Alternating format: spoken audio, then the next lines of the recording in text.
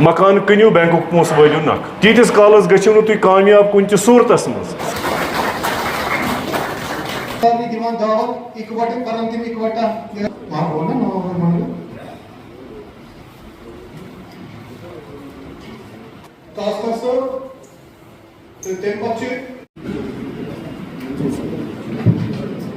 Federation की जो बाज़ार कमेटियां हैं श्रीनगर में तकरीबन कोई 250 के करीब है।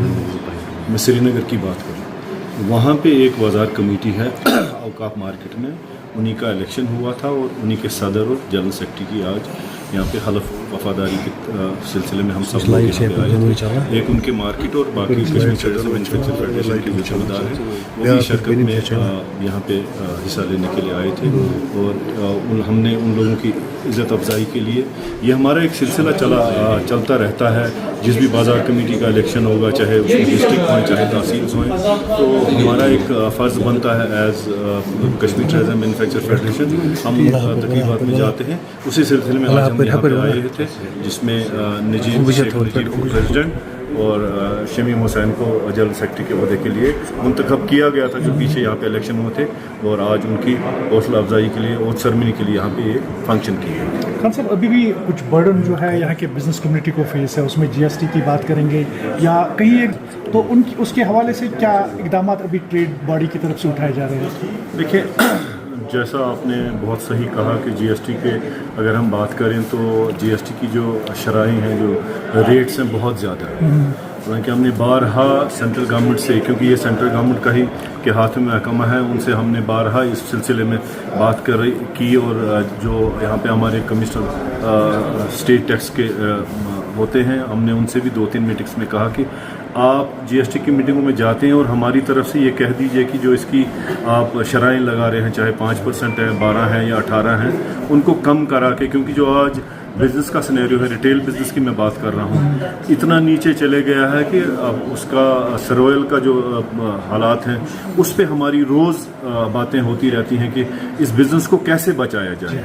और जैसे कि आपने बिल्कुल सही कहा कि काफ़ी लोग बिज़नेस को छोड़ भी रहे हैं, उनकी यही वजह है कि इस कारोबार को वो चला नहीं पा रहे हैं। उसके लिए फेडरेशन की बारहा मीटिंगें होती रहती हैं अपने तरीके से। जैसे आज हमारी यहाँ मीटिंग थी, यहाँ पे भी हमने इनसे यही कहा कि आप जो आपका बिज़नेस मॉडल है उसको आप चेंज करें। जैसे कि आपने देखा होगा कि सीमेंट इंडस्ट्री का एक बिज़नेस मॉडल चेंज हो रहा है, वहाँ उनकी बाहर के मुल्क के जो दूसरे बड़ी कंपनीज़ हैं उनके साथ शराकत करके वो इसको चला रहे हैं। अब हम रिटेल में शराकत नहीं करेंगे, हमने अपने तिजारत को दूसरे मॉडल पे लेके आना है। आपने भी ऑनलाइन चले जाना है, आप भी ऑनलाइन जाके इस माल को बेच सकते हो। हालांकि ऑफलाइन भी बेचते हैं, ऐसा नहीं है, लेकिन जो आज सिनेरियो चल रहा है, जैसे आप देखते हो कि ऑनलाइन का बिज़नेस कितना बड़ा हो, तो आप भी बेच सकते हो, क्योंकि एक आपका जो कस्टमर है वो आपके पास ही आएगा। और उसमें बहुत ज़रूरत है कि अवेयरनेस की ज़रूरत है। जो 12 हमारे ऑफिस में भी मीटिंगें होती है, हम इनके पास भी चले जाते हैं, बाज़ारों में भी चले जाते हैं, और वहाँ पे इनको यही चीज़ें कहते हैं कि आप इन चीज़ों को बदलिए। और अगर आपने फाइनेंशियल बैंकों से जो कोई कर्जा लिया हो तो उसकी आप भरपाई वापस कर दीजिए, उसकी लिक्विडेशन कर दीजिए, क्योंकि आज आप एक ही घर को चला पाओगे। आप अगर आपने फाइनेंशियल इंस्टीट्यूट से पैसा लिया हुआ, आप उसका इंटरेस्ट नहीं दे पाओगे। अगर आप आज अपने घर ये रीजन क्यों है? क्या बिजनेस डाउन है इस वक्त? बिजनेस बहुत डाउन है, बिजनेस बहुत ग्लोबली है।